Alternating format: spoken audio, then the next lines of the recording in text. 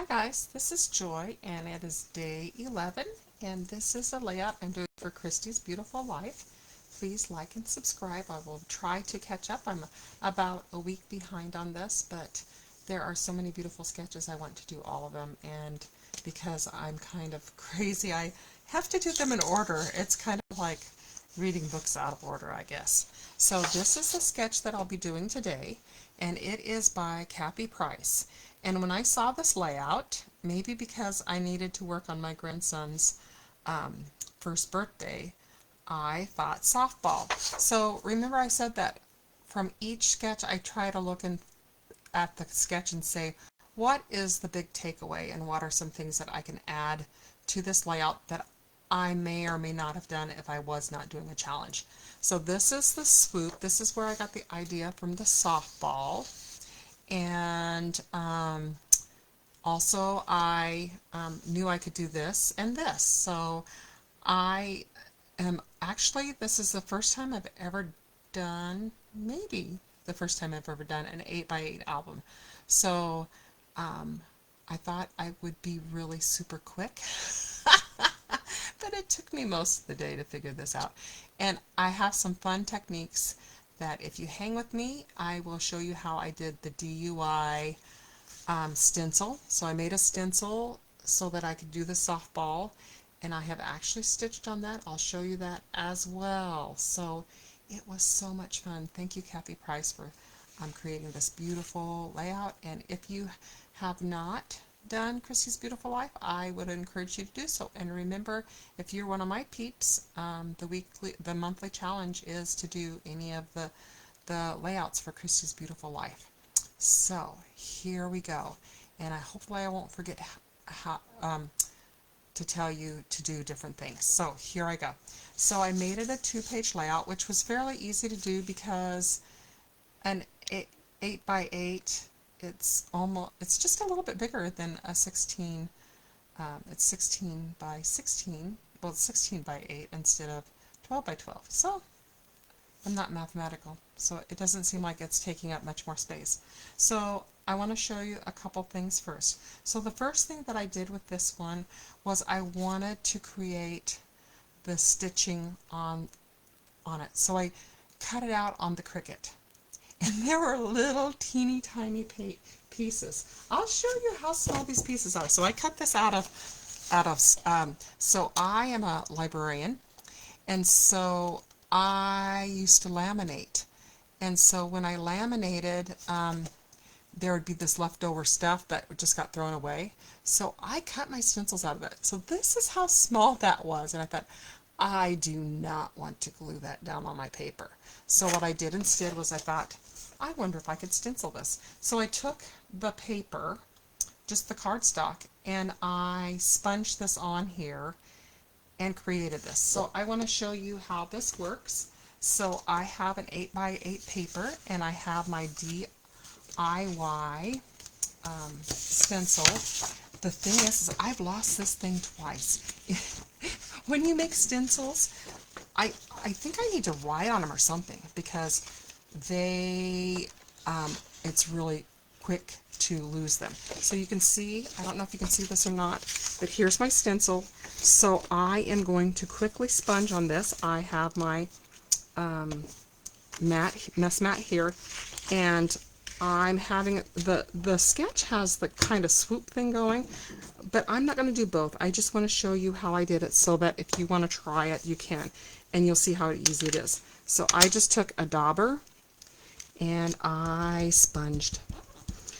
If you want to and you're worried, I'm just doing this really quick because I don't want this, it's really late because I thought, oh, I'll do this on this layout, and then I'll do this on this layout. So I'm trying to get one done a day. And so because I am going so late, I'm just going to show you really quickly what I did. So I just sponged this on here, and I'm going to show you how to stitch it. I have stitched, I stitched on the bubble one earlier. If you have been following my videos, I hope you have. Please like and subscribe. I'm trying really hard. My goal is to get to 100. I know it doesn't sound like much to a lot of people, but to me it would mean a lot. So I'm going to pull this back and see how this is. And then I am going to take, I don't know if you remember, do you remember these? These were like back in the day when stitching was everything. So it actually perforates it. And I took more time with mine, of course, and it's more even, but I just want you to get the feel of it. So I am going to run this across like this. Oops, I'm going to put it on the back because I don't want to punch. It's actually sharp. It's going to make holes. And I'm just going to sharp right along here. And this has made holes.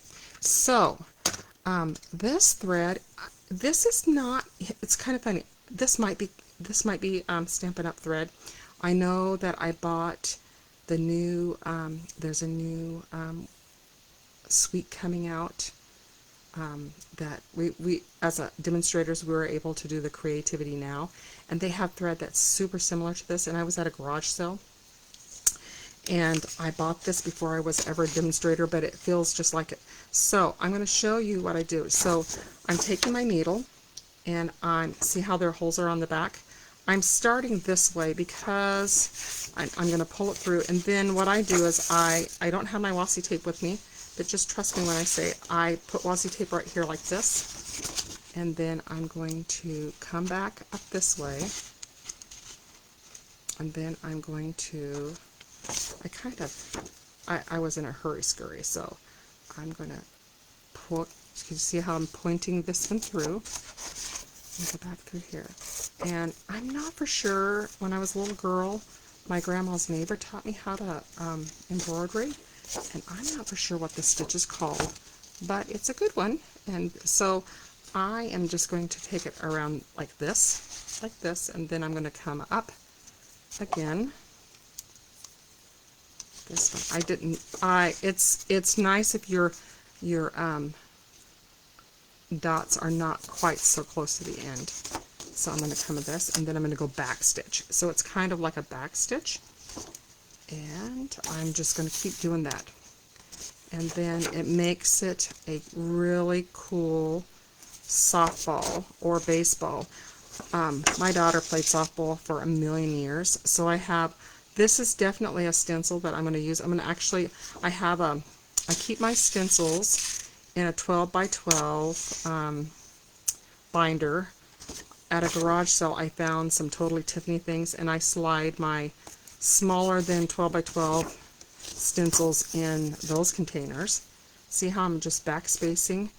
And see even how, even though it's not perfect, I could go back through and just stencil that right there if I were going to use this. But this is just my sample to show you what I'm doing. And so this is how I created this look, and I'm super happy with it. Okay, so that's how I did the swish.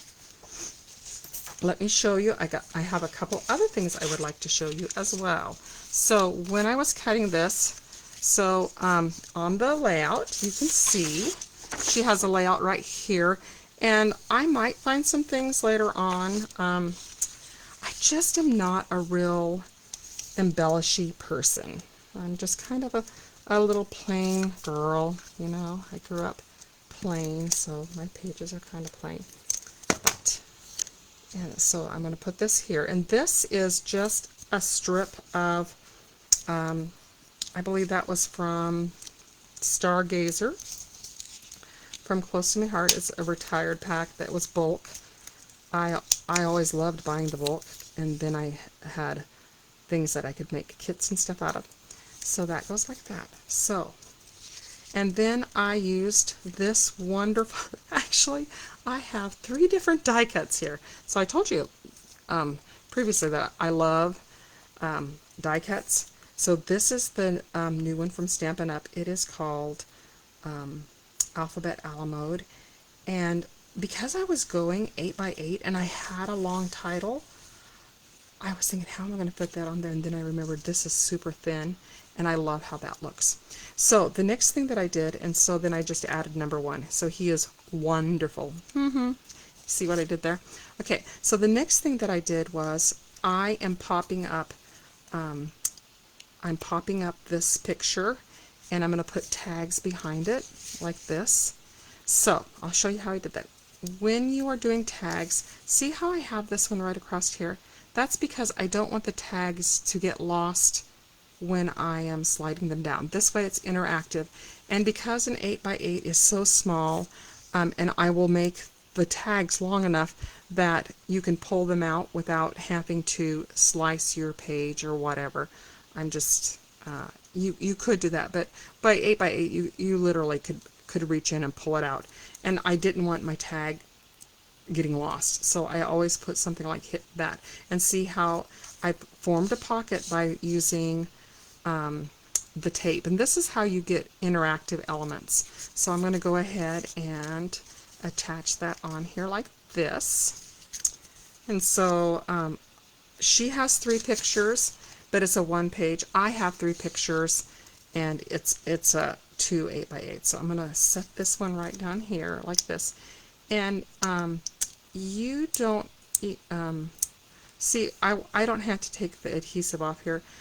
I will tell you that when you are applying, after you remove this, it's stuck. If you change your mind about the placement, you kind of have to make sure that, and with that in mind, I'm going to kind of flip this over and make sure that I don't get it crooked, because once it's down, it is down. Okay, so that's this one over here. And this is going to be a little bit longer. Look at me going 11 minutes. See how the stitching is? Can you see how that was? That is so fun. If you saw it in person, it's really cute. I'm kind of impressed with my happy little self when I came up with this. I thought, oh, so clever. So I'm going to line this up, but I want it a little bit before. My wonderful might not be so wonderfully placed, but I want it to be a little bit, but I don't want it to be up in the stitching. So I'm just going to set it down like that. And then my tags are going to, so I have a trick with the tags. So I made these tags, and my problem was with my tags, I had so many reds. I mean, I have, and I've heard in quilting that you don't have to match your reds, but I wanted this. So this is not ribbon, it's actually paper. So I'm going to show you and see how much better that one's going to be than this one. So I left it on there just so that you would know that, yeah, okay. So if I brought my scissors over here, oh, I did not. I have just, oh, I did. Hallelujah. Okay, so I am going to make, I learned this at an album retreat, which was super fun. Just one of the many techniques we used from album retreat. So I'm taking this ribbon. I am going to snip it so that it's not square, because that makes it look more ribbony, right? Well, there's kind of weirdness on the back because it was actually a space thing. So what I'm going to do is I'm going to just fold it on itself so that it does not look so,